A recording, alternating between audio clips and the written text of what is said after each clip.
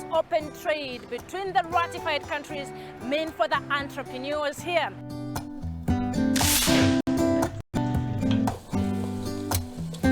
I'm here in Lagos to find out from some women entrepreneurs how they are helping to keep Lagosians' welfare amidst the hustle and bustle of the city.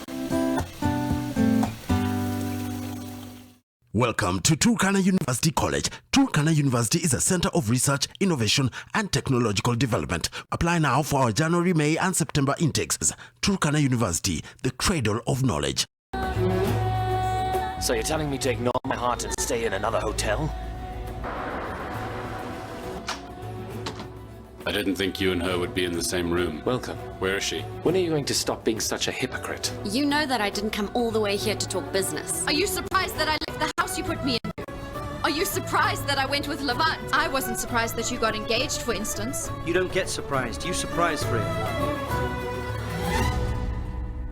Welcome to Turkana University College. Turkana University is a center of research, innovation, and technological development. Apply now for our January, May, and September intakes. Turkana University, the cradle of knowledge.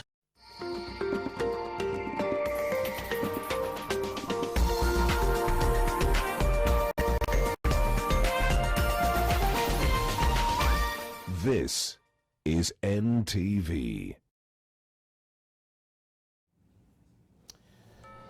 60 days for students to make alternative arrangements on how they will be going to school for the last term this academic year.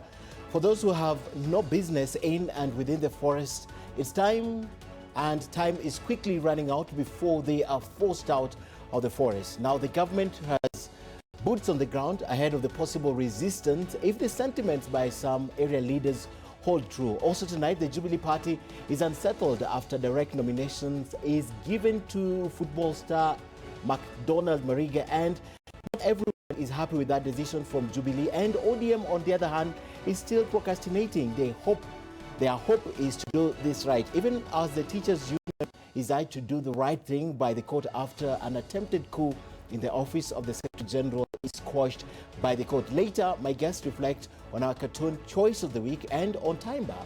Back in time, 15 years ago, when Mao was dividing the political class across tribal lines and the country was looking for a solution to the perennial adverse weather pattern. Songa Bele, let's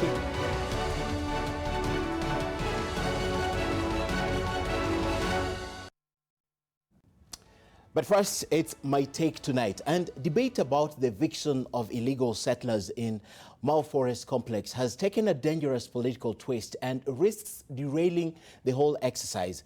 A section of political leaders from the Rift Valley have resorted to threats and intimidation, inciting the settlers against the government and openly preparing ground for confrontation. That is not acceptable and is the reason we are revisiting this tonight. It's our considered view that a few reckless leaders cannot hold the country to ransom. Restoration of the Mao Forest Complex is an existential imperative. The vast destruction of the forest in the past 2 decades has led to near extinction of wildlife and vegetation, and with devastating consequences. Mao is a source of 12 rivers, some to Lake Victoria, but all of which are drying up fast as the forest recedes due to human encroachment. Mara River, for example, renowned for the famed wildebeest migration, that is a huge tourist attraction, is on its deathbed. Once lush green covering some 400,000 hectares, the forest has lost an estimated 100,000 hectares in recent years due to irregular allocation of forest land and illegal settlement. Now, the cost of environmental degradation is enormous and, unless stopped, portends huge risks to the economy. Yet, some politicians are blind to this reality. Simply, they do not care. Every time attempts are made to recover or restore the forest, politicians rise up in arms and incite communities to resist. Now, many mistakes were made in the past. Some people are given the titles for the land they had been irregularly allocated. Now, public institutions such as schools were also put up in the forest, which is what politicians are using to advance the argument that the occupation of such land is legitimate. Now, such wrongs must be fixed. Whatever it takes, the government must clean the forest of illegal occupants. But this must be done in a humane manner. The government has to avoid the use of force against the citizens, some of them hapless and innocent victims of rogue systems in the past. Among others, the government has to find alternative schools for the pupils being moved from institutions in the forest so that they can continue with their studies unperturbed. Equally, the government has to devise a strategy for revitalizing the forest once it relocates the squatters. However, meddling politicians who seek to derail the restoration plan must be dealt with in accordance to the law. They cannot be allowed to impose their will on the people. Inciting the residents to violence to settle political scores is unacceptable, to say the least. Now, the culture of impunity has and must end. This is why we ask the government to deploy all resources to clear the Mau forest of all illegal occupants and their activities. And tonight we borrow our quote of the day from Mahatma Gandhi, who was an Indian lawyer, anti-colonial nationalist and political ethicist. He says, "The earth provides enough to satisfy every man's needs, but not every man's greed." My guests tonight, Joseph Simeha, Catherine Omanyo, and Charles Munyui. My name is Ken Mijungu. Welcome to our show tonight. Join the conversation as always. The hashtag is Sidebar. At NTV Kenya, at Ken Mijungu, Sidebar begins right now. Sasa hatutapoteza wakati tena kwa sababu the consequences ya kuharibu ule msitu iko na sisi sasa. We will not be engaging in name calling, shouting matches and other activities that are likely to raise tensions amongst the people. We want to categorically state that people must get out of Mau. Hatutoki Mau. Sisi si wageni Kenya na tutakaa Mau. Try and evict us and you will see the reaction.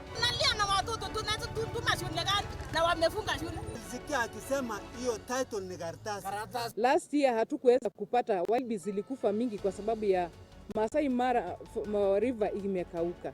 Tunataka kuuliza, ni hiyo ndio tunataka? We would want to see all the leaders plus the government sitting down to talk about this issue.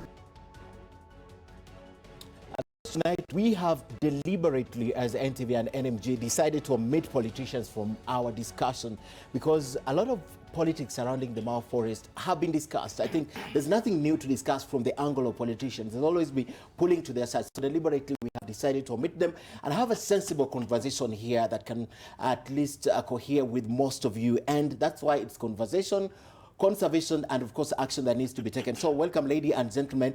Of course, it's a discussion that we must have and has been had several times back in 2005 when this issue began. But we'd like to know tonight the real politics of the Mau, the real thing. Forget about what the politicians say. So let's begin with the lady. Where you sit, Catherine, what is the real, what's happening in the Mau? Is it real?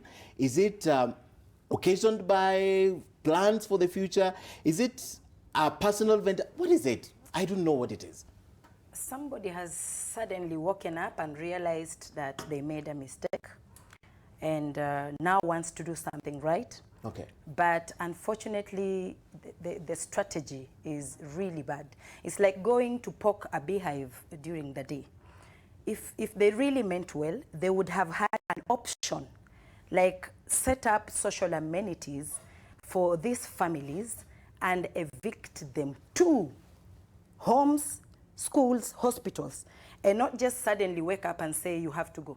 You know, these are Kenyans and they have rights. Where do they go? Why, in the first place, did they allow them to settle? That would be the question, and during by the campaigns, way. I heard the president say, nobody will chuck them out of the forest. So why do we take such serious matters and politicize, occupying, evicting them?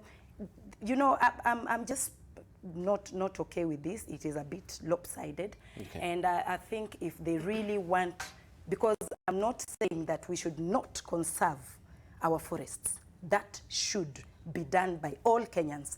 But now that we already have mothers there and children, families, there must be a way of considering how they should be gotten out of the forest. Okay. Yes. So getting them out of the forest is not a question that needs an answer. It's how they should be gotten out of the forest. Yes. Let me speak to Charles. Charles, what she's saying is correct, but my question is, Why did we have to wait until they settled? Schools built, and they're concrete schools. They're not easy as matope, concrete schools, built deep inside Mao. Why did we have to wait? I think we are forgetting where we've come from. We are a country of impunity. I mean, it's only now that we started seeing things changing a little bit. You've seen title deeds to everything. Everything and anything belonging to the government, to the public, being taken away by people and then title deeds issued. You've seen people losing their land, legitimate land to grabbers. And I think we must appreciate that where we have come from and where we are today and where we're planning on moving to is a totally different scenario altogether. Because if you look at the issues we are talking about, the fact that you have a title that was issued by a government office, naturally that should give you leeway to occupy that property. But are we saying that there was no criminal aspect to that in the first instance? And I think, like my sister has said, the issue is grandstanding in this country. Because every time an issue of national importance comes up, people want to narrow it down to a community issue. If you look at even how we have been handling the Mao, many people didn't even know how it relates to them. They've just been seeing it as a Maasai Kalenjin issue.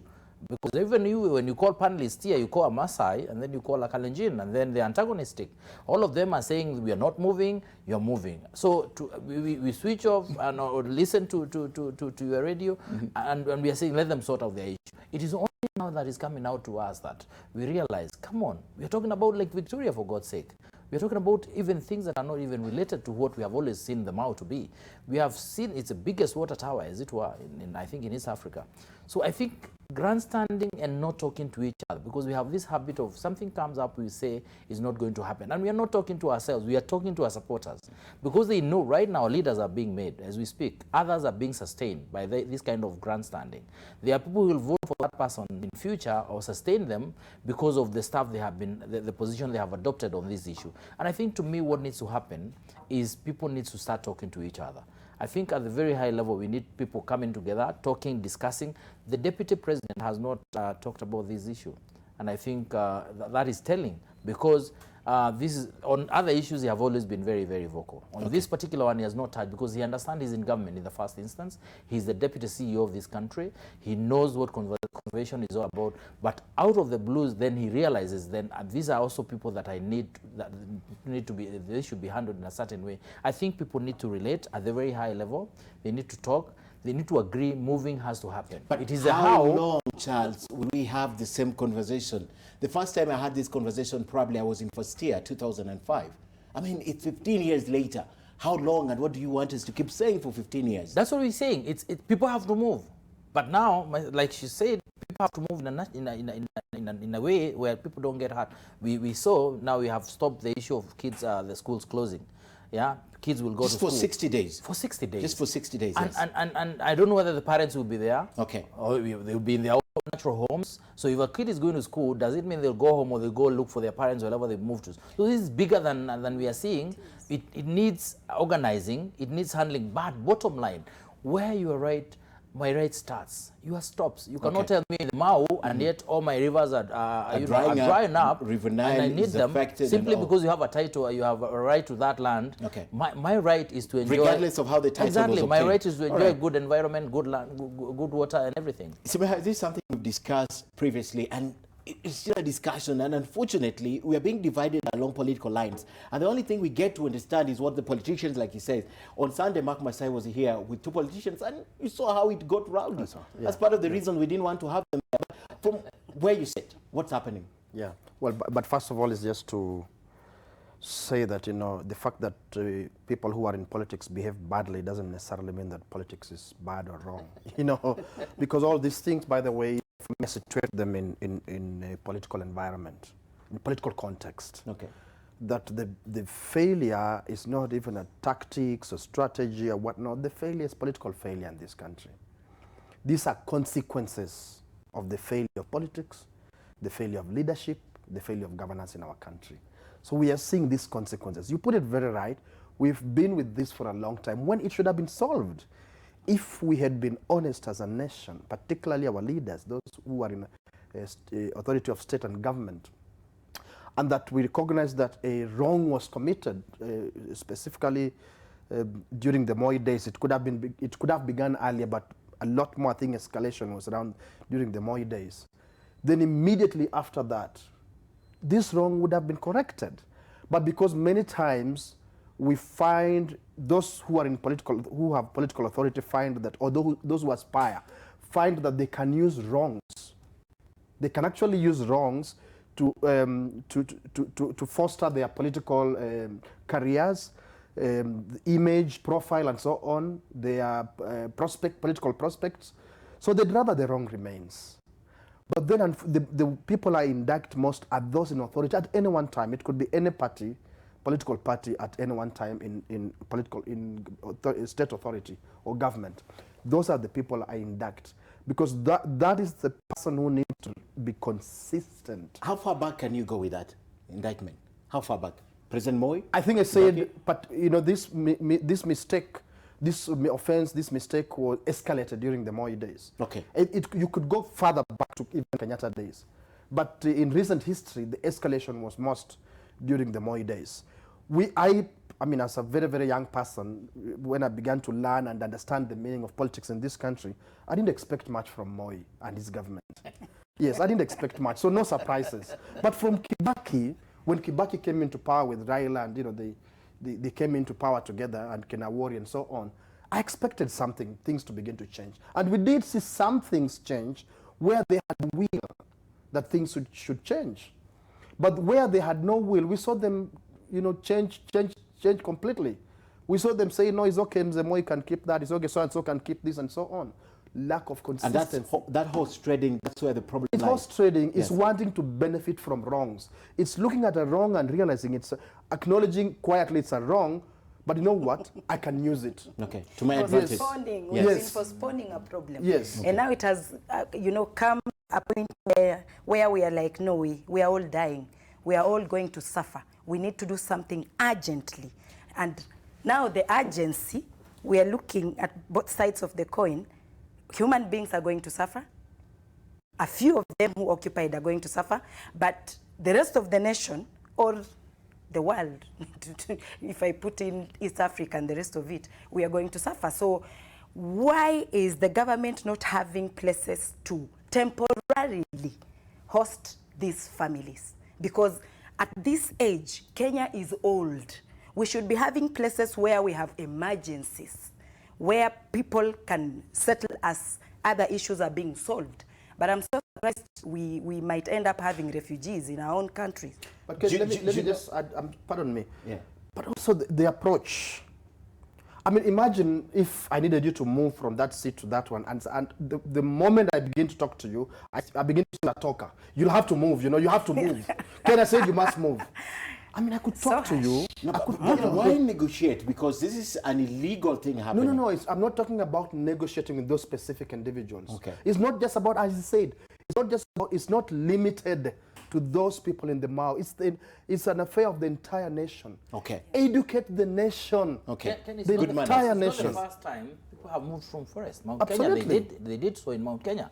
You never heard anybody saying they are going to be refugees or anything like that. They were temporary in Mount Kenya. But they left. Bottom line, they left, and Mount Kenya now is being rehabilitated, and that's what you were talking about. Okay. But because it was quiet then, I don't know why it cannot be quiet now. And like you said, it's about the leaders. If the leaders want to make capital out of what's going on right now, I don't think they care how many of their people are going to die or get hurt in the process of resisting that so-called eviction. Okay. We should not even get to a point where it's forced eviction. Absolutely. There should be a way of working out so that people literally move out and go wherever it is that they're going to, facilitated and supported to do so. Mm-hmm. And then, because at the end of the day, we are talking about them. Their region is suffering from even poor food harvests, as it were, even cloth area, because of the same problem. But is nobody telling them that is actually directly related to the fact that they are sitting in that particular land? Nope, I am sure nobody's telling them that. It's difficult to relate, because when you talk about relating it, I remember in yesteryears when they were talking about the rain does not come from the forest, come from... How do they relate with food if they can't even relate with the rain? But I want to get back to this point. You mentioned something, the point of realization, and this is important to me, because you think the point of realization is when they realize that we are all in danger here of drying up or dying as a result of it. What if the point of realization was political, that we have to muzzle these people if we have to win against them? What if that is the point of realization and not necessarily about us dying and drying up? it will be very bad if it's again politicized, because remember, William we're in this quagmire. fought for this until We're in this rested. quagmire because of the politics. I think today it is the environmentalists who have realized if we don't do something today, then we are all dying. We are all going to suffer. Although I see somebody was born and raised in that place, has no other home, you know, that is where they know.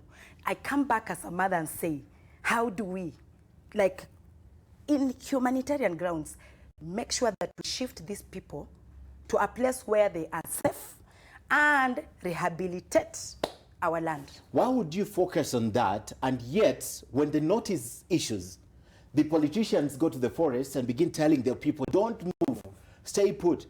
And then they'll think because they have protection from the likes of Nelson Koech, from the likes of this MP that was today beaten, Ngeno, right? No, since they have protection from such, they stay put, and then they have to get to the point that now you're talking about humanity. The problem is the government. You see, if I'm on the wrong, and you as my boss or my government comes to me, civically we engage, and you teach me, tell me, actually, we are all in danger. This place you are occupying is illegally occupied, so you need to move. They hardly tell anybody anything. They just come and say you are supposed to go. So these people are ignorant, and the Bible says, my people perish. Because of lack of knowledge. Yes. So I don't agree with that notion. Catherine, the reason why I don't agree with Catherine is the leaders who should be giving directives and direction to these people who you say don't understand, they don't understand this language, are the ones antagonizing. They are part of a problem.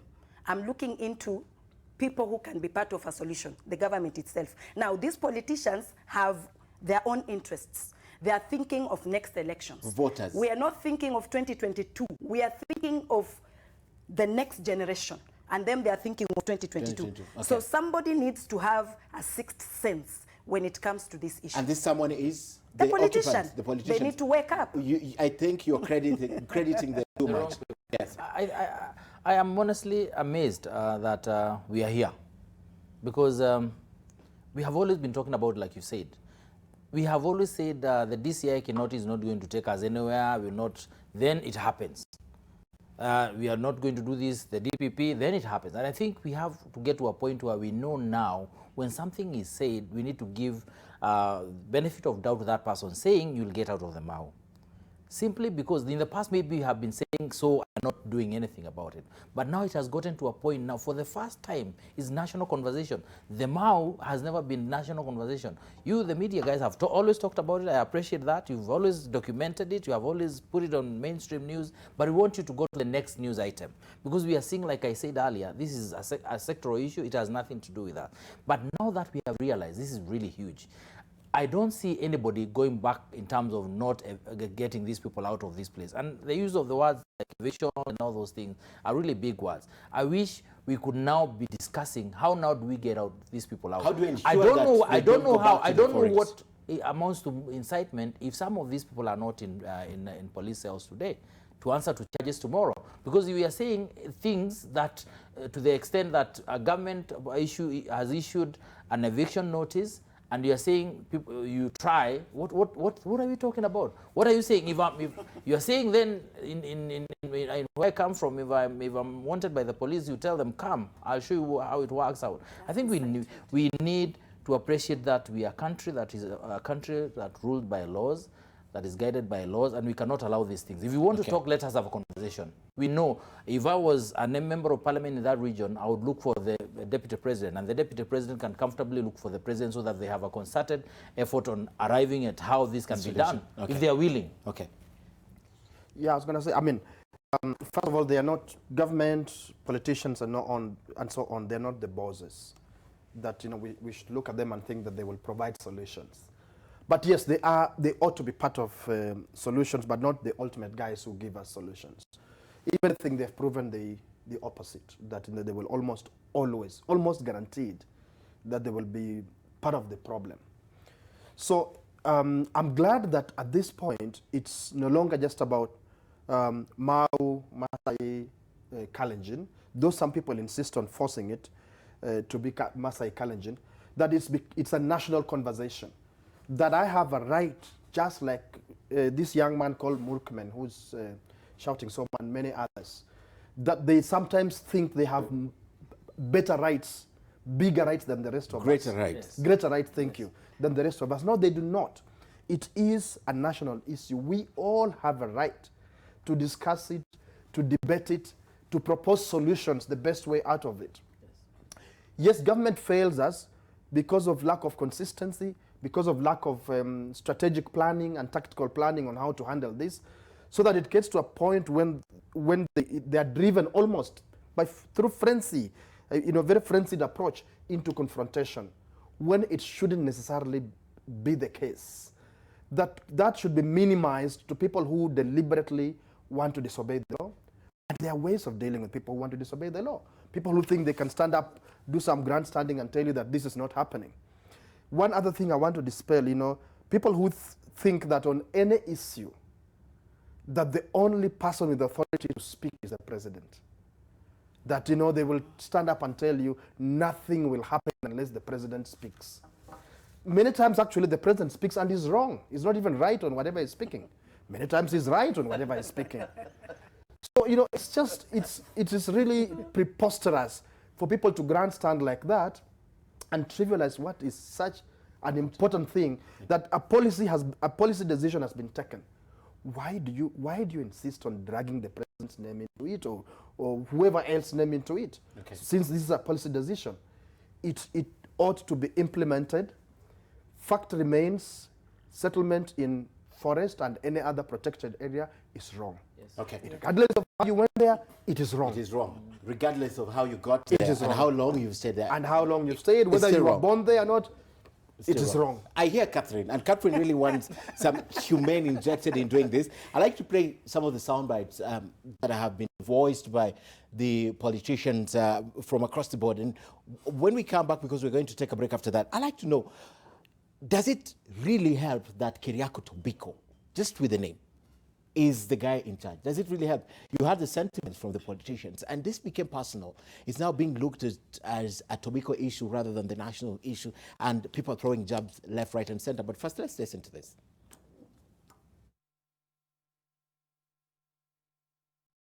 We want to categorically state that people must get out of Mao.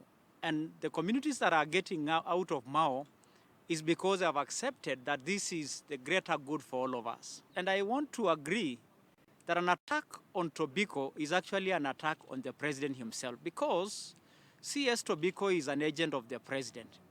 And so attacking the agent of the president amounts to an assault to the presidency. The issue of the Masai Mao forest is not negotiable in terms of residents who are there right now. We are saying that Masai Mao forest must be conserved. It's protecting Mao forest, just as it's protecting Mount Kenya, Aberdares, and anywhere else in this country. So it's not doing it as a tribalist. The message that they've brought to us, all of us here, is that there are families, over 60,000 of them, in dire straits. The government can buy back the land, like has been mentioned. We've seen how SGR imefanywa. Kama serikali wanataka jenga barabara, they will buy my land and I let go. Those children in the Mao are not guilty of anything. Kama wazazi wao waliingia pale kimakosa, si kosa la hawa watoto. Wale ambao wanataka kufurusha watoto wetu, wazazi wetu, ndugu zetu na dada zetu wa Kenya kutoka msitu wa Mao, tunamwomba His Excellency the President to mind the plight of the old, the sick, the young. Wale ambao wanatoa raia kwa msitu wa Mao bila kujali haki zao za kibinadamu, na ni wale ambao pia wakati serikali ya nusu mkate ilikuwa inaondoa katika msitu wa Mao, wao walisimama na raia wakati ule, na nawaambia wakifika mbinguni siku moja Mungu atawauliza ile fikra na akili ambayo mlikuwa nayo mkitetea, hiyo fikra imekwenda wapi?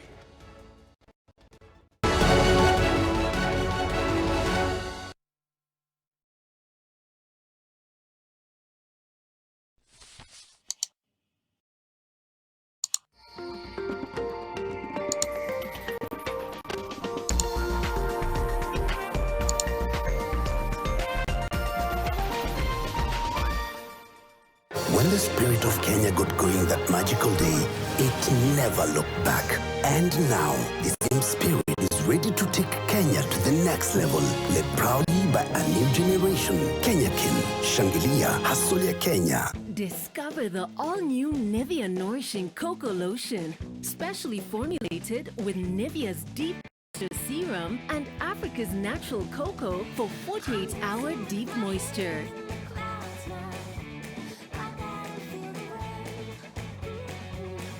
Glowing, radiant skin with nourishing cocoa lotion from Nivea. Get 48-hour deep moisture from the new range of Nivea body lotions. Nation FM. More music and less talk. Nairobi 96.3, Mombasa 101.5, Meru 93.9, Nyeri 104.9, Eldoret 102.7, and Nakuru on 97.7. Follow us on social media on Facebook at Nation FM, Instagram at Nation FM, and on Twitter at Nation FM KE.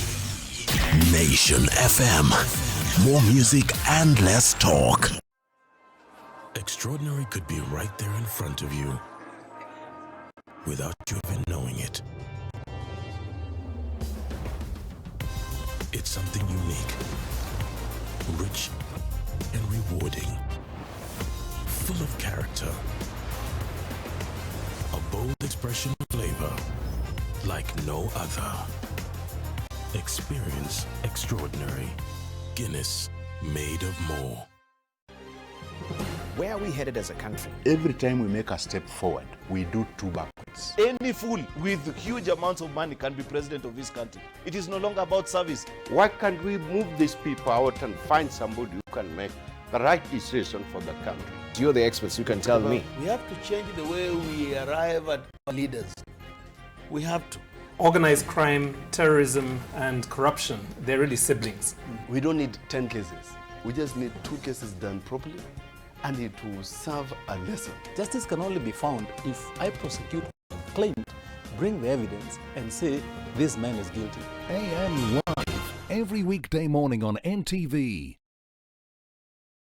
When the spirit of Kenya got going that magical day, it never looked back. And now, the same spirit is ready to take Kenya to the next level, led proudly by a new generation. Kenya Ken, Shangilia, Hustler Kenya.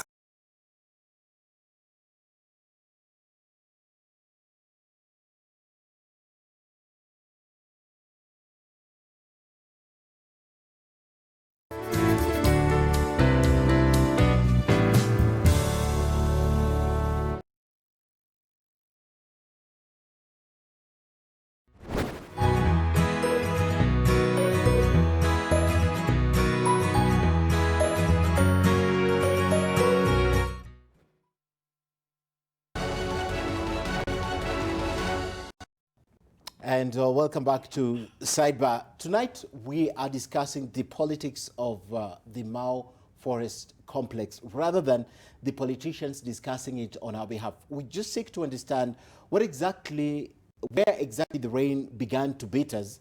And we know that rain cannot beat us also because the Mau forest is shrinking by the day. 100,000 hectares lost already from the 400,000, the initial size of the Mau Forest Complex, the biggest in the region, I must say. So this conversation is very important because the politicians have taken it out of hand, and we know that the second phase of the eviction is currently underway. Let me bring you back to the conversation, and you heard what the leaders, Alex Magello, Isaac Ruto, all of them, the things they said. Just your perspective in what they were saying, because they are saying the leaders who hold that it's non-negotiable, they have to leave. There are leaders who think, if you're going to remove us, take us somewhere and pay for our land. Very unfortunate. Yeah, I am master leaders. Well, I can understand the proximity, that they are the closest, so therefore they would speak the way they are speaking. But it comes out so badly when they are the only ones and the first ones to come out to defend Keriako Tobiko. I think they're not doing him good when they do that. I remember one time when Ken Marende was under attack as speaker, some politicians from Western mobilizing me that we should go and defend him, and I refused. And I said, no, it's wrong. that Ken Marende speak of National Assembly, not speak of Vihiga or Western Obunyore. Keriako Tobiko is a cabinet secretary of the Republic of Kenya, not a Maasai cabinet secretary. So when they do that also, the way they respond is just also not good. I mean, I understand the concern, but when they sort of like own him, yes, it's one of them, but in this national matter, they decide to pull him to their corner, pull his name to their corner. I think it does him more damage than good. The Kalenjin leaders as well. Yes, I from just the way they speak and from observing, the recent past history, a majority of the people in that forest are Kalenjins. They're not the only ones, but a majority are Kalenjins. Again, when the Kalenjin leaders speak the way they are speaking, it's as if it's now a Kalenjin problem that is only for themselves, that those people only belong to Kalenjin. That is wrong. So they end up polarizing the whole thing so badly that, instead of bringing forth solutions, it makes it worse. These people who are speaking, several of them are either MPs or senators. They can actually go and speak in parliament or in Senate. Why call those partisan, subjective, highly emotional press conferences and meetings and then speak there as Kalenjins or as Maasai? Why not use a national forum?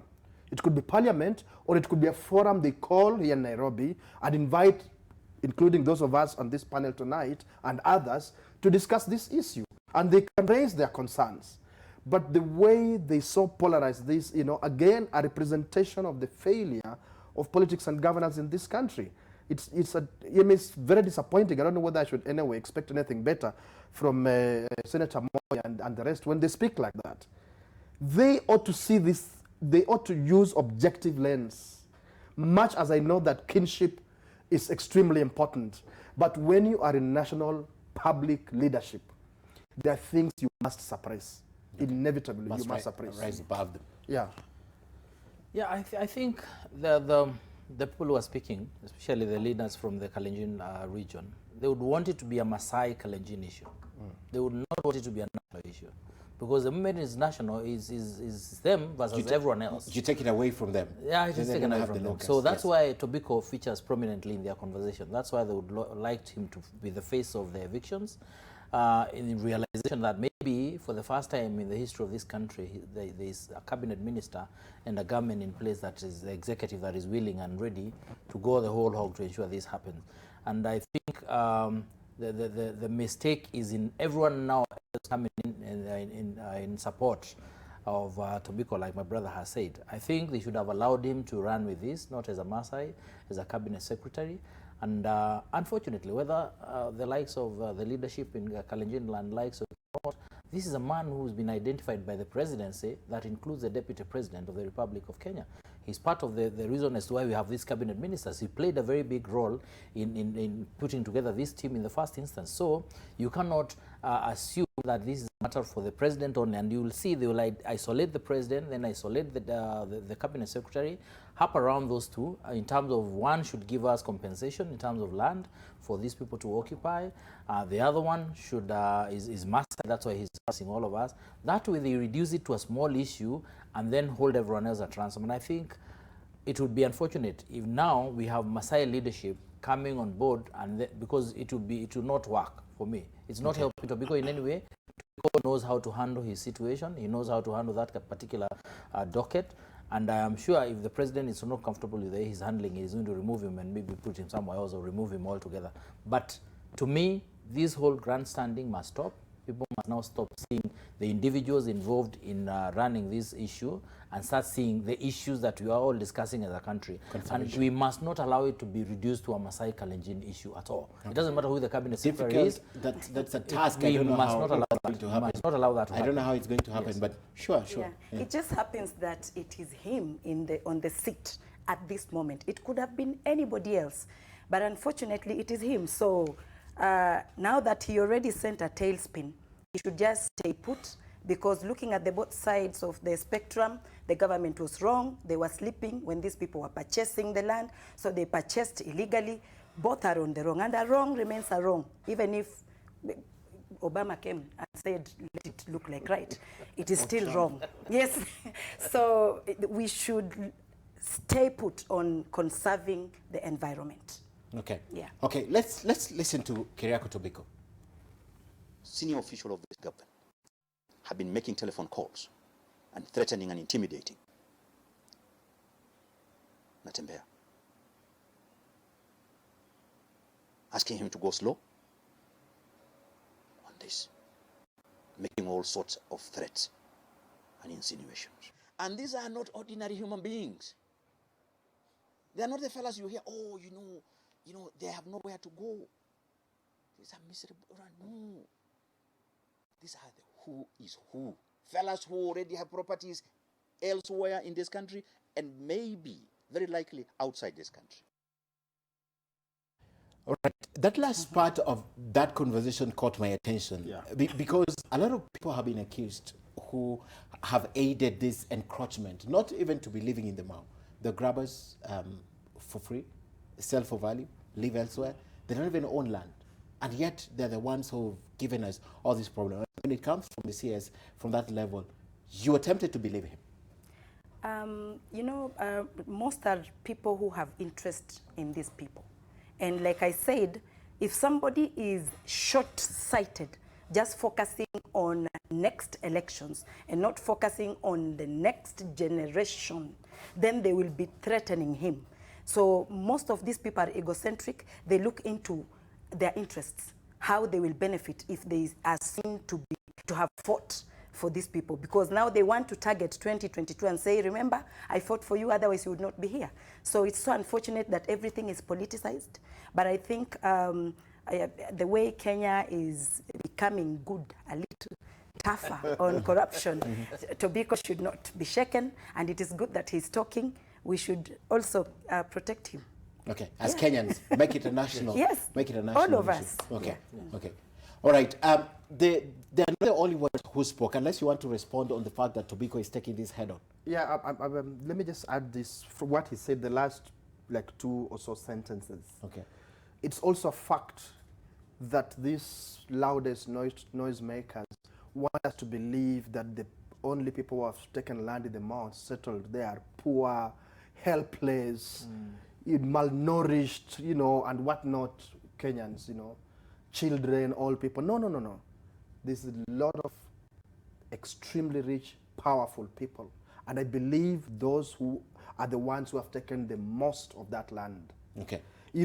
So that's, I think, what Tobiko is, that's the point he's raising, and it's a fact that even those ought to be evicted. But when they know that they stand to lose what they gain through illegalities, they will throw at us the images of poor, helpless people so that we look like we are punishing and oppressing poor people. No. Well, they will be suffering, and obviously every so often when you are correcting illegalities, there's some pain. But not to the extent that they want to show us that it's these poor people who are suffering and who are undergoing this pain. It's because of them using these people as pawns that they front these people. They use them as pawns so that they can protect their tea estates. They are huge tea estates, and they're known. Those tea estates and those buildings and those lands that they've grabbed in the Mau. Okay. They know that they will scare you by saying you're killing children. And then you stop. But it's really them. It's about their land. I think, and I know that Kenya must say no to that and say, look, sorry, we will stop you. You must get out of the Mau. Now that you've said that, how does the backtracking, I call it backtracking, some might disagree, but the government saying, now, because the schools are opening, let's give you 60 days. I mean, if they wanted to do this, don't you think they just go full throttle? No, I think it makes sense. In my humble opinion, I think it makes sense to say, okay, let's give you benefit of doubt. Let's see what can happen in 60 days. Let's give you benefit of doubt, because the term ends in 60 days, actually, in 2 months' time. Yes. The end of the year term ends in 2 months' time. After that, let's see what excuse you come up with. Okay. So I think it's fair to say I'm thinking the government is also mischievous, because they know when we walk to that place and will not find even the students, because they say, well, let the students stay, let the people stay. Yes. But the people who don't belong here, it's time to move.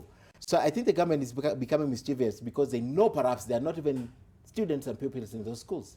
I don't think so. I think it's very hard to see the face of government, because if you ask your neighbor at home, they'll tell you the government is a chief. At this level, will tell you the government is a president, the deputy president. Others will tell you it's CS Stobiko. I think to me this is a face. This is a reality, and the government does not operate in a fixated way. If we are talking children, if we are talking exams, that is not something they can be able to change. Those children can only sit that exam. In the event they are disorganized at this point, then it means that their performance at the end of this term will be, and the year, by the way, will be seriously affected and hampered. So I think that should be the consideration. And also, if we can be positive about it and see it that way, and the fact that the government is sitting back a little bit, pulling back a little bit to allow that, should not be confused for weakness. I think that's where that's the mistake we make. The moment, no, but the moment goes like, no, let's give these kids a chance to sit their exams and then go back for the holiday, so that the parents now can organize how everything else happens in terms of other schools and stuff like that. I think people start seeing like, now this is an opportunity through which now we can say we are not even living, because we have seen it can actually be achieved. That aspect of staying within the MAU. To me, it should be appreciated that this is just an opportunity the government is providing, not because they want to look good, because it's a reality. The government is there to protect those kids. And even the people who are in MAU have a right to be protected. And the Constitution provides for that by the same government. And people who are outside. So I think to me, this should not be read the wrong way. We should see it as a government doing its work in the right way, allowing these little opportunities, but that should not be taken advantage of. Okay, because one of the things the commissioner said is they're only doing this to show that the government has a face. It's human, you know. They really care about the pupils, and that's what they did. That's why they're doing it. Well, we'd like to take a break. When we come back, I'd like to discuss, does the government have a plan? You know, this has happened. Does the government have a plan? Post-eviction, rehabilitation, top of my mind. Yes. What have we seen? Have they covered ground in the last few years since the first eviction? And then secondly, what is the plan, like she says, about these people being evicted? Do they have a resettlement? Where are they being taken? Because something clicks in my mind, August 2005, when this happened and President Kibaki said, you know, we're going to compensate. Just before that announcement was made, about only 2,000 people had registered. When Kibaki said that we're going to compensate in a week, it was 10,000 plus. Yes. 10,000 plus. So does the government have a plan? Let's listen to this, because this is what we don't like to hear, but we had it. MAU hatuondoki leo, hatukuondoka jana, na hatutawahi toka sehemu ya MAU. And I tell people who are living in MAU that on Monday, let their kids go to school like any other child. If 5,000 children will wake up tomorrow, Monday morning, the 2nd of September 2019, and are not assured of having a school where they closed in second term, I think nothing could be more important in this country than that.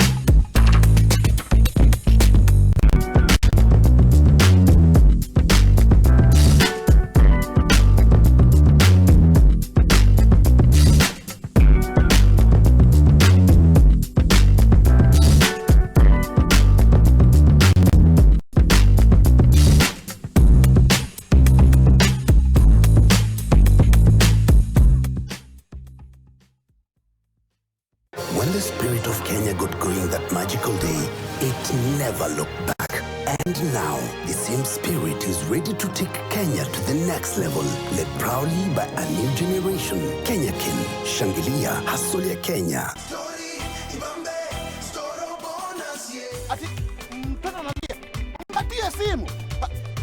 Ongeza zaidi au ongeza bundles ili uweze kufikisha target yako haraka haraka. Alo, Juni. Nawe kila wakati. Now you can get your Uber ride with a phone call. Call 0800 722 000 to ride. Extraordinary could be right there in front of you without you even knowing it. It's something unique, rich and rewarding, full of character, a bold expression of flavor like no other. Experience extraordinary. Guinness, made of more. Mama, how can I be a champion runner? Well, you've got to be like a geisha ball. Stay strong and go so far. Be strong and last long. Like geisha. Where are we headed as a country? Every time we make a step forward, we do two backwards. Any fool with huge amounts of money can be president of this country. It is no longer about service. Why can't we move these people out and find somebody who can make the right decision for the country? You're the experts, you can tell me. We have to change the way we arrive at our leaders. We have to. Organized crime, terrorism, and corruption, they're really siblings. We don't need 10 cases. We just need 2 cases done properly, and it will serve a lesson. Justice can only be found if I prosecute what I have claimed, bring the evidence, and say this man is guilty. AM Live, every weekday morning on NTV. When the spirit of Kenya got going that magical day, it never looked back. And now, the same spirit is ready to take Kenya to the next level, led proudly by a new generation. Kenya Ken, Shangilia, Hustle ya Kenya. Does it mean mtu asipokuwa na mtoto haizi contribute to the agenda? Is that it? Unajua ni vitu ngapi nataka kwa maisha yangu na sijaipata? Ai! Unga chapati ni 100. Chapati moja nyinyi mnauza 100. Kivipi? Kwa nini unaniambia ni nyamazi? Bwanangu amelala juu na akikusikia mke hatafurahia. I have 12 bribes kama politician ameiba. What do you want, Awiti? An education so that you can have a better job. Tumekuita hapa kukuja kutuexplainia ni nini lifanyika kwa gate. I have an office to run. Michi acha kuwa hivyo. Umetoka wapi na please don't lie to me. I'm so sorry.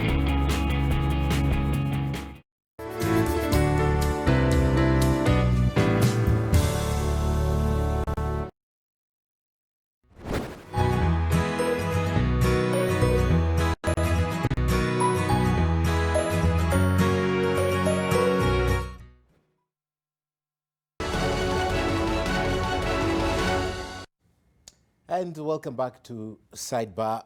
We are still discussing the issue of the second phase of the eviction in the Mau Forest Complex. And we'd also like to discuss the politics of the day. So we're going to touch on what happened in NAT shortly, and the court reaffirming Sosion's stay at NAT. And I'd also like to touch shortly also about the politics of Kibra. But first, let's clear this. And before we clear this, because I'd like to see if the government has a plan, according to you, because we've seen this happening, almost this is the third time it's happening with second eviction. Let's listen to what the residents have to say about this. Kama alikuwa anatudanganya huko Olmekenyu, kama alikuwa anatudanganya huko Bomet, kama alikuwa anatudanganya huko Ilmotiok, arudi. Kama baba wa nchi na aseme tulikuwa tunawadanganya, tulikuwa tunataka kura. Nilisikia akisema hiyo title ni karatasi. So ile kitu mimi nauliza tu kama iko ina yake na chuma anipee chuma. And trust me, those sentiments were shared across the board. You mentioned it, President Uhuru Kenyatta, during the campaign trail. Not only him, a lot of those leaders promised, you shall not move. It's always been used as a political tool. But let's see. Now they're doing the second phase. The second phase, they say, targets the big people who own a vast pieces of land and have sold it for value and they're still holding. Does the government have a plan? That's the biggest question, because we evict them then. Are we going to see them? Because in 2009, if I'm not wrong, I covered Mau evictions. And there's a lot of people who are squatters. They were just outside Mau, on the road. They had no alternative. And you feel very close to this topic. But tell me, in your view, does the government have a legitimate plan to this? If they had a plan, then we would not be in hot soup today discussing the same issue. even if they had a plan, their implementation is poor. I don't think they are ready to do anything because it's all theory, but nothing pragmatic.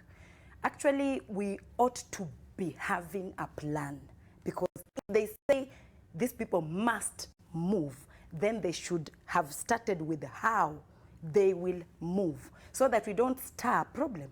So I'm thinking even if they had a plan, it is a bit not clumsy. So I'm just seeing like they will just wait for these people to survive until further notice. And if there is any other plan, maybe like there was a plan in 2005 where they had some land in Nakuru and Rift Valley region, and I think the government was negotiating with the United Nations to settle these people. I don't know what happened again in Kenya. Are they the same people? Do you think they're the same people, or this is a different crop of people? I think they were, part of those people are from Mau. Okay. And again, we still have Mau issue. So if the government is serious this time, let them handle this once and for all. But table down their plan, how they're going to roll out. Because as a Kenyan, I also want to know, how is my fellow Kenyan in Mau going to be evicted? You know? Okay. Yes. So at least we should have an option. Which land are they going to? And how, where are they going to settle as they organize themselves? Let me ask you, Catherine. You live in your house and you've been thinking it's your house and finally you're told this is not your house, you have to leave. Must I provide an alternative settlement for you? Because you allowed me to buy it. When I was buying, I was ignorant. I didn't know you were lying to me. No, so as a government, they slept. They did not do their job. For me to go and acquire land, and 20 years later I'm told, you have to leave. Yes. And you don't have an alternative. Yeah. Ken, due diligence belongs to you. And it has nothing to do with government. And like we said, government are in our face. If 20 years later they realize you are sitting on government land, they will evict you. They will crash your house and they'll give you notice, crash your house and have some railway over there. We've seen it happening. We've seen buildings coming down. Very nice buildings, very expensive, but it didn't concern us that much because then it was not about, like he said, the face of innocent, poor people being harassed and being. But if the government is saying, this is our land, if it was about private land, they would acquire it. There is the aspect of compulsory acquisition if that needs to happen, where compensation comes in. But the government is saying this is actually government land. You need to get out. So the issue of where you are going and how you are going, much as we want to be very nice, it's not that clear cut. I think to me, let's be honest, it's not like it's going to happen. Because then the first thing that should be happening now, if it was about private land being acquired compulsorily, that's a different story. That's what Isaac we cannot afford to go that direction, because if we go that direction, we are confusing those people even further. I think what needs to happen is the realization that these titles were not properly processed, and we should maybe be discussing how those people who con these people should be getting their day in court. Having said that, the government, you cannot say the government does not have a plan. I don't think you can put an automobile that is on forward motion. You cannot start reversing it. You cannot engage reverse gear on an automobile that's moving forward. You have to stop it first and then engage reverse gear. The issue is people must move out of the Mau so that even rehabilitation can be done. And we cannot confuse that with the aspect of where are the people that are leaving the Mau going to. I think that's a different story altogether, a social issue. But in terms of the environment issue relating to the Mau rehabilitation and where we move from this point to the next point, that is an issue that is very close, I'm sure, to the government's heart in terms of policy. And because, again, the reality is, if we don't rehabilitate and ensure we rehabilitate properly and in good time, then all this will be in vain. We will not have helped. And we have said we are going to suffer, and we are suffering. We've seen it happening. So we cannot sit here and assume a whole ministry and the whole government does not have a plan on how that will be rehabilitated, and especially how people again will not in future walk into the Mau and exercise pieces of the same land and occupy the same. And then we end up where we were simply because 2022 there are going to be elections. We can please you by telling you just jump into this land and do your thing. Okay. 2027, we must now be consistent. The government has a plan. There is a plan. Okay. Yes. The government has a plan. Yeah, first of all, you know, as my colleagues, particularly Charles says, government land or public land is public land. I mean, I appreciate the fact that, you know, because of very low levels of literacy and, you know, awareness and so on, there are people who may make honest mistakes and actually think they are doing a good thing. But shouldn't we know, shouldn't a majority of us know, and especially the leaders who claim to own those people, shouldn't they know that forest land is forest land? Ken, you're not going to cheat me that come I sell you forest land so that tomorrow I can blame the government that allowed me to buy it, that it didn't stop me. Or land, come I sell you a piece of Lake Victoria, or land, riparian land. Or I mean, there's some basics that are so obvious. Some, they could be a bit of grayness, but others are so obvious. Please do not go and buy or even accept for free forest land or land in a national park. Public land is public land, public property is public property. We ought to know that. I appreciate that there are Kenyans who may not know that, but the people I indict the most are the leaders who claim to be leading these people and defending their rights. The first defense of their rights would have been to tell them, our people do not accept land in this area. This is forest land and it will cause you problems. If they were honest, that would have been the best defense for their people. Secondly, does the government have a plan? I should hope so. But sometimes the way it's implemented, it's what I suppose even makes you ask this question, may make someone doubt and question. Because ideally where to begin is not eviction, is to ask people to vacate. We should initially have been talking about a plan to vacate. And only those big-headed ones who insist on not vacating, then because eviction is a coercive term. And you use that for people who have refused to obey, and therefore you have to use coercion to remove them from where you need to remove them. So, and also, if this plan was good enough, the first face you see would not be the men, mostly men. There's some women, but mostly men in uniform and boots and guns and so on. They have a role to play, no doubt about that. But if I think we had a very good plan, they would not necessarily be the first ones. The first ones, they would come at a stage where now we have to use coercive force to remove those who are refusing, who have been talked to, persuaded, but are refusing to leave that place. So I think there is some plan. It may not be the best of plans, but I think there is some plan. There is some plan. And then finally, with regards to people who are asking to be compensated and so on and so forth, we have no choice but you sympathize. But I insist again, the ones who make the loudest noise are the ones who have mostly got the largest tracts of land in that place and would like to take advantage to be compensated. Plus also some who don't even have any land there. There's something you said here about what President Kibaki said when we had 2,000 people registered as people who have been evicted. And the moment government talks of compensation, the number changes to 10,000 plus. There will always, unfortunately, in our country, there will always be that risk. Okay. So you must never put forward anything that would be a sort of a motivation for people to behave in that manner. Okay. People must know that it's painful to make this kind of mistakes. Yeah. And we should avoid making this kind of mistakes. And the people who sold the land should be arrested and their properties sold to compensate these people that they cheated.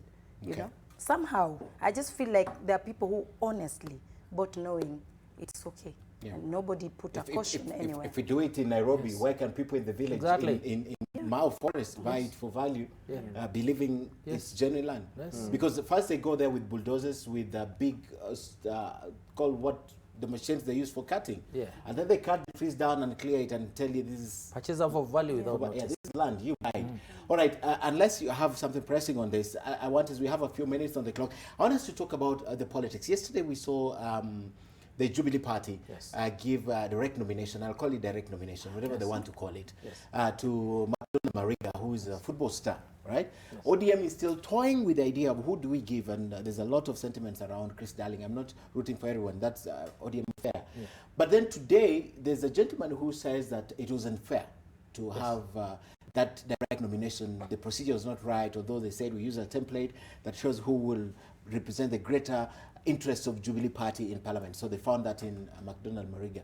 But now, Kibera has been touted as contest between Raila and the Deputy President William Ruto, whose choice is clear now. We don't know Raila's. I don't know from your perspective what the kind of leader that we want, because there's been this debate online about this character coming up right now. We've never done anything, but tell me, the kind of person you figure out can at least wear shoes equal to Ken Okoth.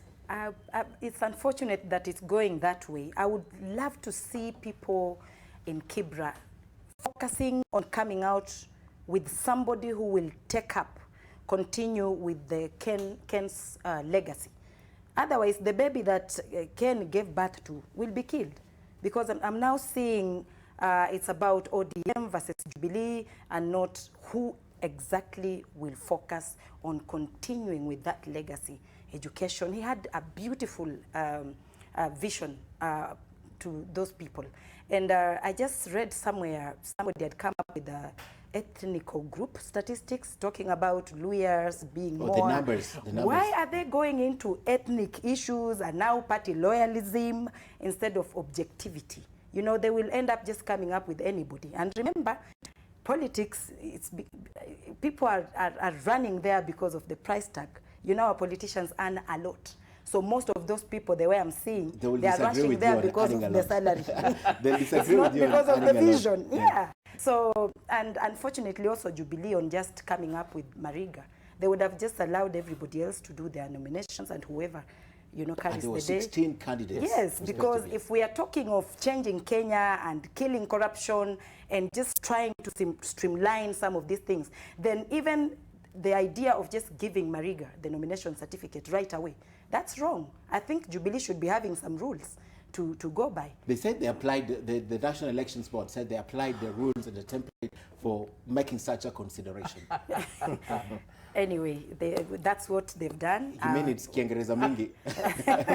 And you know, Kibra people love politics. They own it. Yes. And it's going to be so vibrant. I think somebody is already threatened. They have been thrown in fear to see who among the Jubilee people will try to also counter, you know, because ODM, you know, that area is just, I love Kibra. I'll disagree with you because Langata was ODM.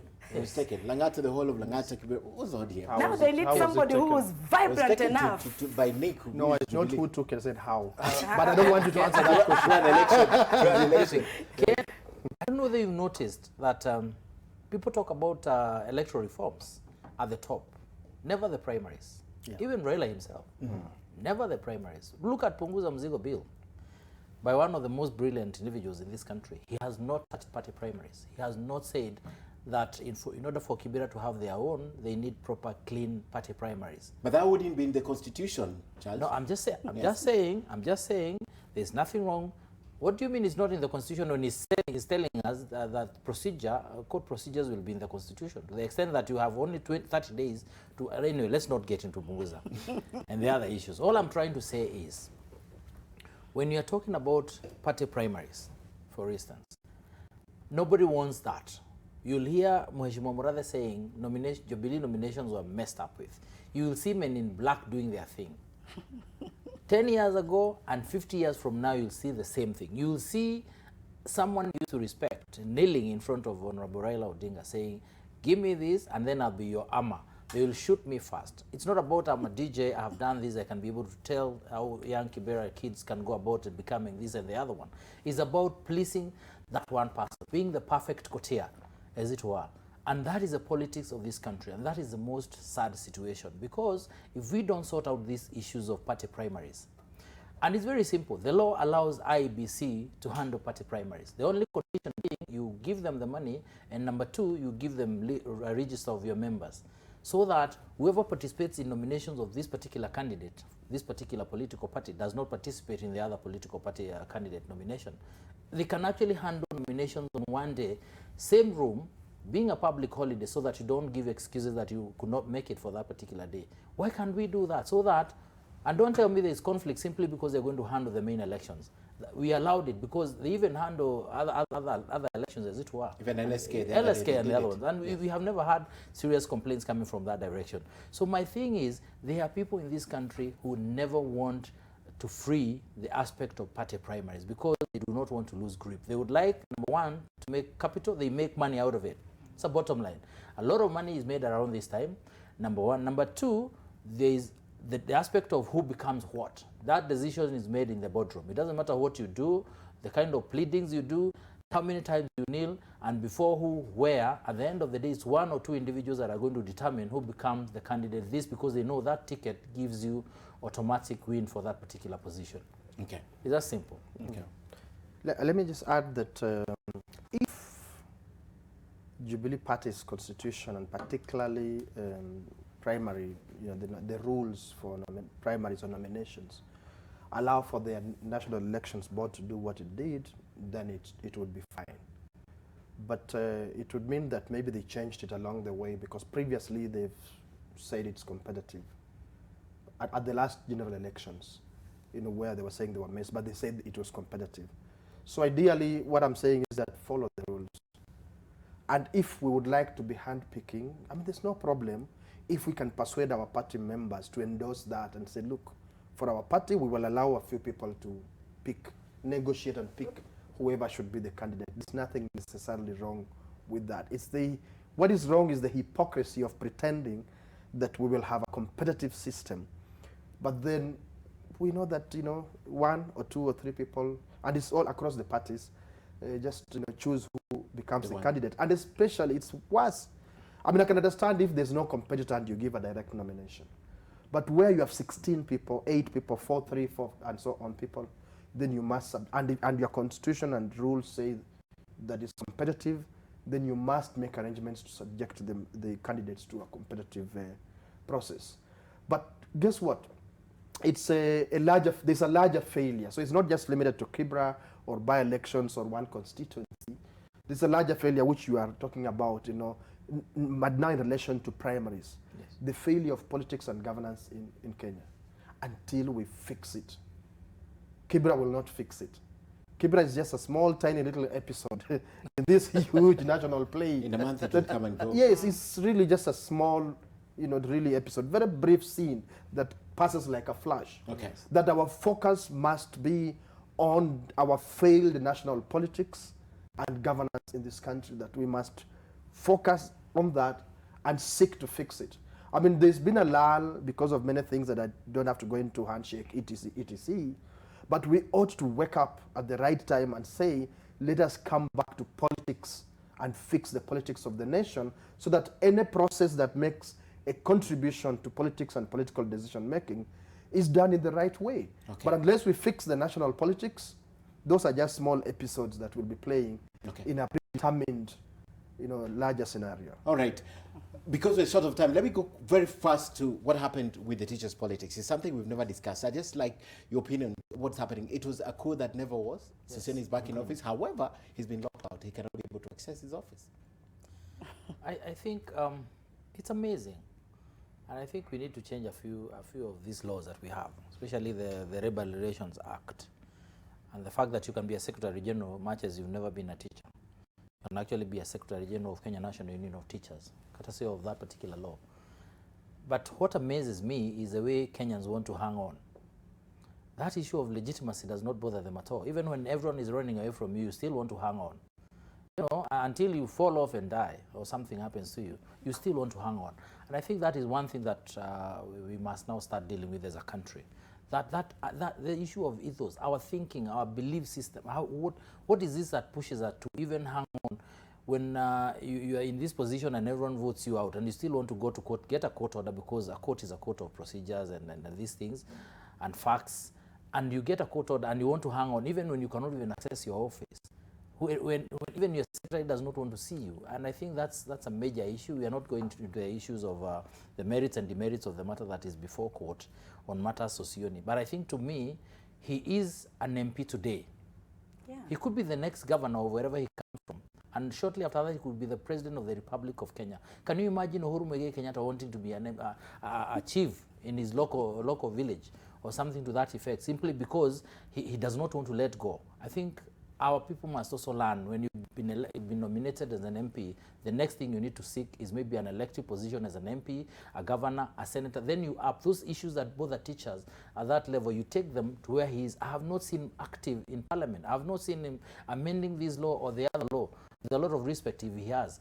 I have not seen him trying to help the teachers in terms of legislation where he is in proper representation. He's still acting that person out there, Secretary General of Kenya National Union of Teachers, same problems, no solution whatsoever, just still mark timing at a hold. And I think these are the issues that we need to look at in reality and say, if I'm not wanted, I would walk away. And I think Kenyans must start doing it that way. Walking away. It feels good. Walk away from these things. Yeah, actually, I think it's greed. Most Kenyans, especially when they have tested something, they've beat the dangled carrot, and they know how sweet it is, it gets very difficult for them to say goodbye. And if I was Sossion, I would preserve the good name I had, and made a good name by saying, fine, I've led you guys up to now, and this is what I've done for you. Whether you appreciate or not, a good handshake and say bye. But I don't know why he's sticking there. It makes me wonder, is there any hidden thing that he doesn't want? But he was nominated to Parliament to represent the teachers' interest in Parliament. Then he should focus on it, because I'm not seeing if he's doing anything good in Parliament about it. Okay. Hanging on the nut, and he's also nominated, that is like a hyena. He will burst. Let him focus in Parliament and bring the teachers' cry in Parliament until the teachers will say, now we miss him back. Let him come again and serve as become a president. Do you care for the fact that it wasn't done procedurally, his removal, because it looks like a coup? It looks as though, you see, system. This is something that the system had started calculating. Look at his frustrations, TSC, the registration to attempt to remove it, because you lose the legitimacy without your TSC number as a teacher, right? And then that, and then couped creation, all those things. Does it matter that the system has been really on his case? His time is just up. There are things in this world, Ken. If you see, even your own wife will be asking you, why are you having migraines over it? They just don't want you. So resign. If you were that good, they will come back for you. I think, Ken, to be fair, but it's not the teachers to who be don't fair, to be want fair, him. Ken, Yes. the issue in court, I don't think has anything to do with that. I think the issue is about other things. It's about how he has handled the office. I think, to me, and he's saying, I want to be in this office until this matter is heard and determined. I get the sense that the only reason the teachers are pushing Sossion away is because the only reason the leadership of the teachers is trying to push Sossion away is because they have lost it. TSC refused to collect the deduction on their behalf. They no longer have the 140 million per month that teachers remit. So their coffers are drying up, and they don't know how they're going to eat the next day. So, and they know it's been preconditioned. I'm thinking, you get this guy out, the money will come back. Yeah. We'll collect it for you. Yeah. But first is to tell my sister, hyenas, they never burst. They're very smart and very resilient. They go for whatever and they get it. They don't burst.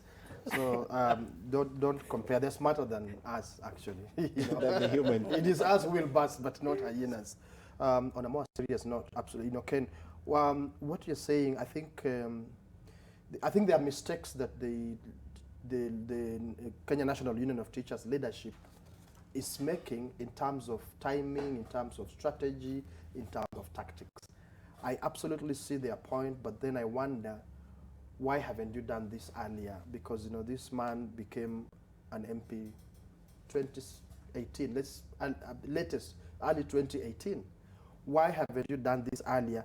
You do this almost to gift the Teachers Service Commission, because clearly, in my observation, the Teachers Service Commission, the ministry, they have made every effort to attack this union, to want to cripple this union, because of either its or Sosion's, because some of the leaders say that it's his personal position that he articulates. But well, he does so, and they do not come out and challenge. So I think the timing is extremely unfortunate.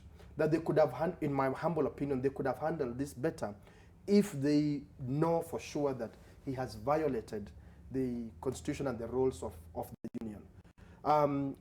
What you're sort of hinting at is what I believe, that regardless of whether what Sossion is doing is right or not, whether his colleagues are right or not, there has been a demonstration by the Ministry and the Teacher Service Commission that for them to reign supreme, they have to kill this union. And it began much earlier with the registration of Kupet during the Moi days, when Nat was really fighting very robustly for the... Ambrose Adea Adongo. Adea Adongo, yes, Ambrose, for the interests of the teachers. Divide teachers. Set up another union so that you divide teachers.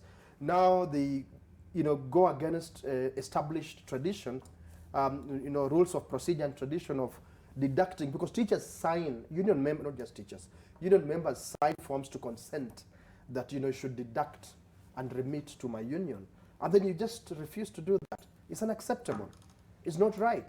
And Sosion's colleagues seem to have fallen for that. I understand the desperation. Yes, it's really hard. But they ought to have, I think, used better timing. And this also applies to their colleagues in Kupet and also the head teachers, who seem to celebrate when part of their own are under siege. You may disagree with these people, but at what time do you then start your fights? I think they ought to band together to demonstrate solidarity with each other in fighting for the rights of teachers. And it's not limited to that, it's also their contribution to the education sector. And then when the right time comes, then they can sit together and sort out their differences. Okay. Sort out where they're unhappy with each other. That's all right to do that. But just the timing, I'm afraid is... The timing. Really unfortunate. Ask probably a question that may not suffice, but now that we're discussing the personality, Sossion, because this is narrowed down to his kind of personality, how aggressive he was. Ambrose was very aggressive, and some of these milestones that the teachers achieved is as a result of Ambrose. I'm thinking after Ambrose, we had Okuta Osiang. After Okuta Osiang was Francis Nganga. After Francis Nganga, now is Sossion. Yes. Period of just about 20 years, right? Yes. 18 years. 20 years, 18 years. If it was any of this personality, do you think the government will have gone that way, or it's about Sossion? I think generally the labor movement is that way.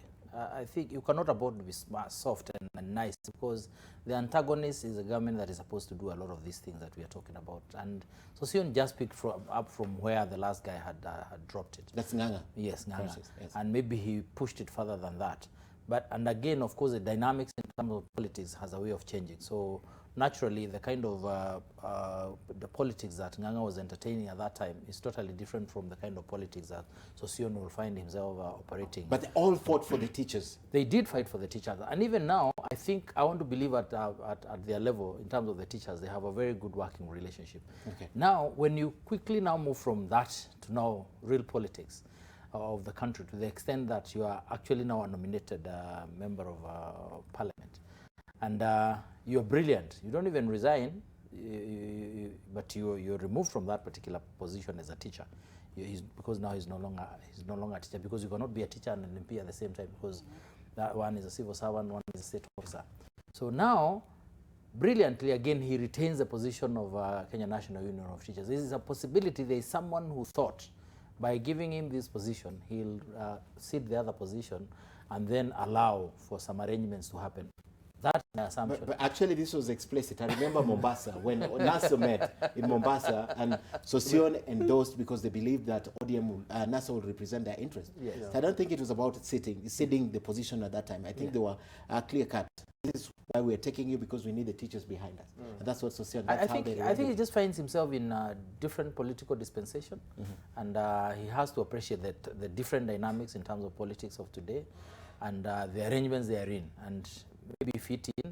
But to me, what is important, if he's genuine, legitimate, he should focus on being in Bunge. Bunge is everything. Bunge, Parliament. He's nominated. It doesn't matter. He has the same powers. Yeah. The only thing, in fact, there's nothing he doesn't have, because he can represent vote. You. Can he vote? Yes, on anything. Okay. Because in Senate, nominated senators don't vote. Yeah, that's Senate. There are certain things they don't vote. There are certain things they don't vote on. Yeah. They don't but vote Parliament, even if you're National nominated, Assembly, you vote. National Assembly, you vote on everything. On anything. You legislate on anything. You can initiate any motion, any bill. both on matters national government, matters county government. There's nothing is stopped from doing. So he has the full power. He has powers to even go elected. now and try and help teachers at pre-primary, nursery and everyone, because he can actually work on legislation that affects pre-primary education.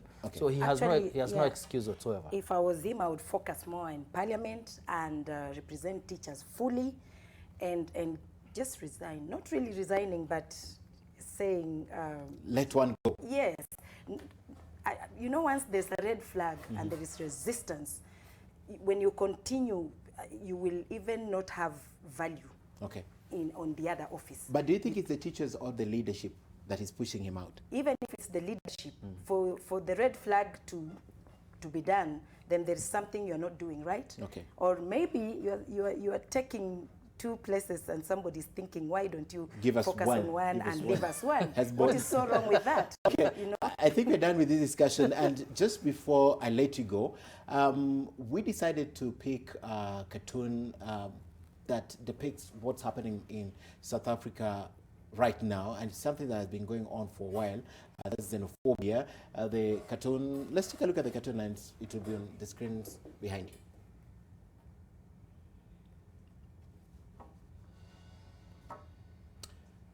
Right, that's the cartoon. Would you please put it on the screens behind us so that it's a little clear?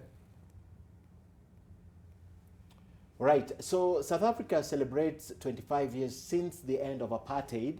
That's 1994, right?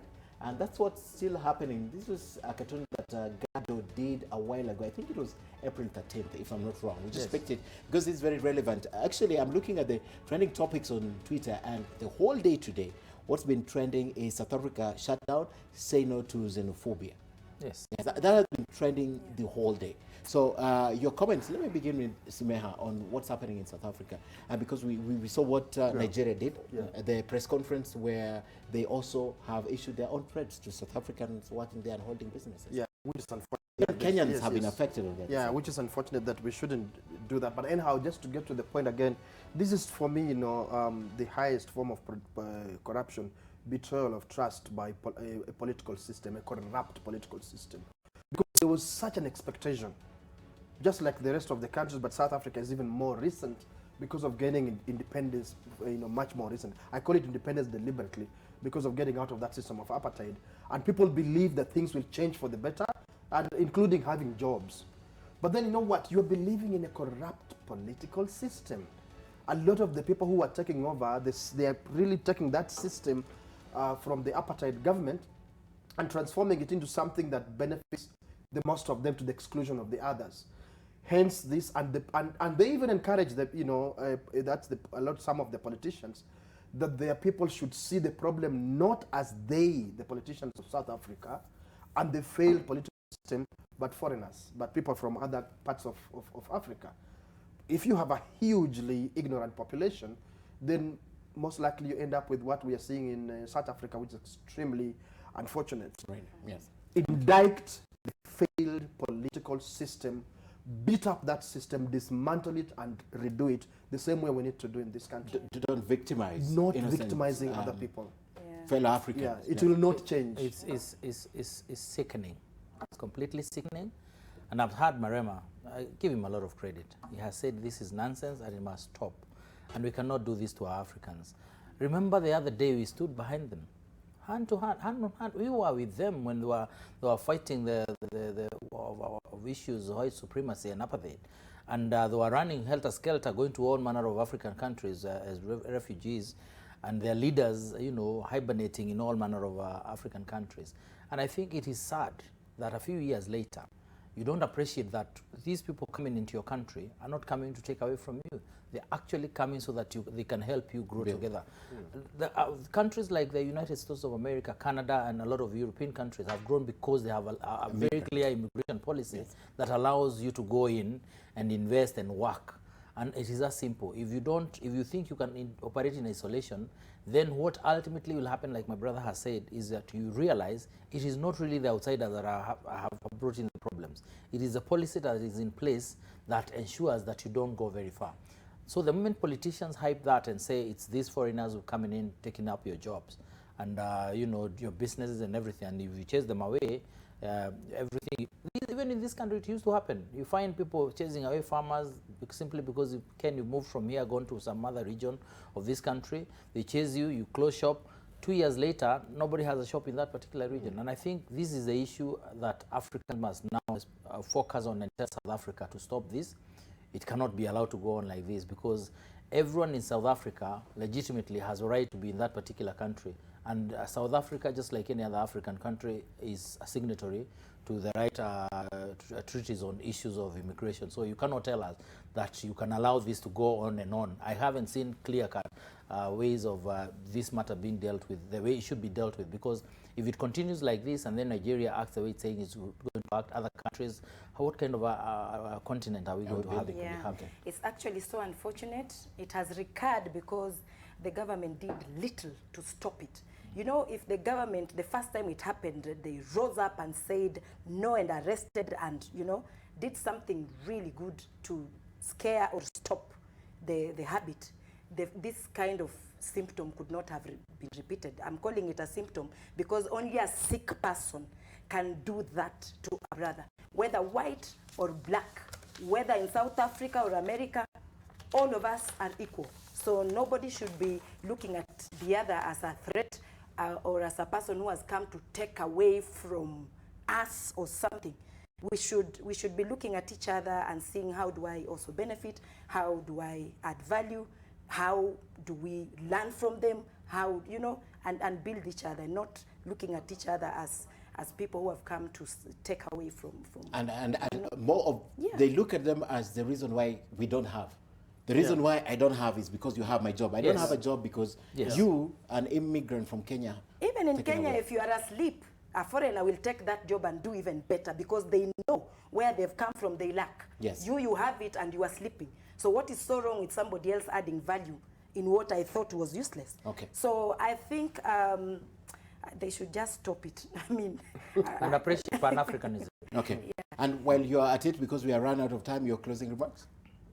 Yeah, the whole world is just crazy.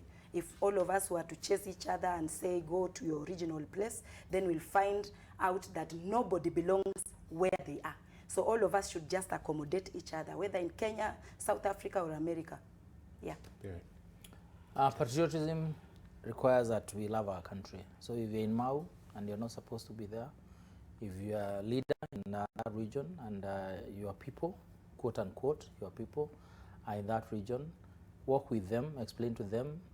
At times, leadership requires that you tell people the truth. It might hurt you politically, but tell them the truth, and then I am sure ultimately you'll get paid. So let us move out of the Mau quietly. Let us not make so much noise about this as a country. I think it is required of us, expected of us, that we must conserve.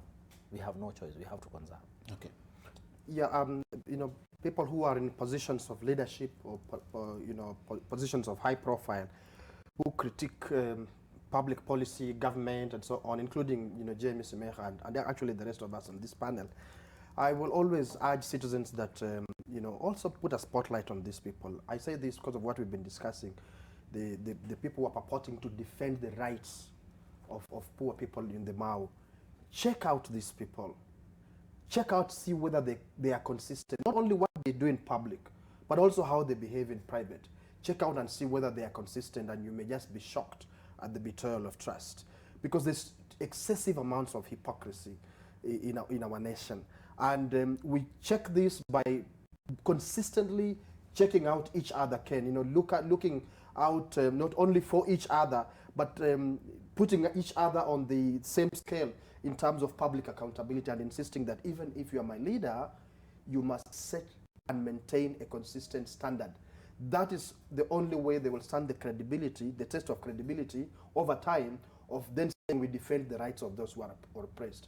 Otherwise, I would never want to be defended by those kind of people who cannot stand that test of consistency in terms of credibility. Okay, well said. And of course, as a Nation Media Group, we have always taken a lead in conservation matters. So this is very key to us, and that's the reason why sometimes we take these steps. But conservation, as you say, everyone agrees. It has to. I've seen the nation plant trees. And we have. We go all over. We go all over. Tomorrow, by the way, we're overflying the Mau. So keep it here, because we'd like to tell the story from the bird's eye view also what's happening, because perhaps you're asking kwani nini forest imeenda wapi, you know, empty. So we're doing a fly to over Mau, and we'll bring you that story at the end of the day. So let's do the final part of this show, and the talk around the second eviction in the Mau Forest Complex have no doubt left a bitter taste in the mouth of many, especially the families that have been in the Mau for a long time. Perhaps they are wondering why it's happening yet again and why it's happening right now.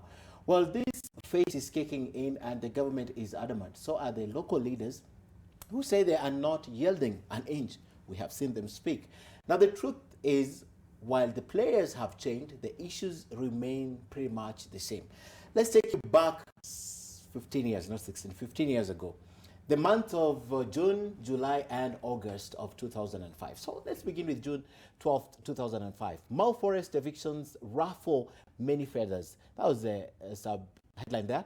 What may have initially seemed like routine evictions of squatters from the Mau Forest complexes threatening to turn into a highly complicated and potentially explosive ecological, ethnic, and political issue. Then June 17th, the same year, top officials discussed evictions, meeting to look at ways of assisting the people kicked out of the forest, and several permanent secretaries then were to meet under the chairmanship of the head of public service and secretary to the cabinet, Francis Mudaura, then to discuss how to assist the eviction victims. 1 month later, to July now 17, 2005, the sub-headline, intrigues that led Kanu members of parliament to unite over Mau. Rift Valley leaders last week then rejected proposals by the internal security minister, who was the late John Michuki, ostensibly meant to diffuse the tension. Now, 24 members of parliament from the province who had met the minister later turned around and disowned that meeting after it transpired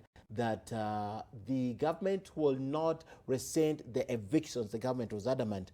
And a month after that, August 16th, 2005, President Kibaki pledged sets off rush of bogus land claims in the Mau. Now, thousands of land speculators swarmed Narok district to register as victims of the Mau Forest eviction. The speculators, some armed with fake documents, were attracted by the president's pledge that the victims will be resettled elsewhere and compensated. Well, this is a familiar narrative, right? Your guess tonight is as good as mine, and it's been put so clearly with my able panel tonight. A good place to end the show tonight. And just a reminder, we're soon beginning our podcast on Sidebar, so you'll have more audios than you need. And you have been asking for our Twitter account at Sidebar NTV. Please follow us on Twitter. If you miss any of these episodes, we'll be posting them there. So is at NTV Kenya, at Ken Mijungu. And have a good night on behalf of my team here, led by Rosalia and Jackson. Thanks so much for watching. Let's do this again next week. Same place, same time. Thank you.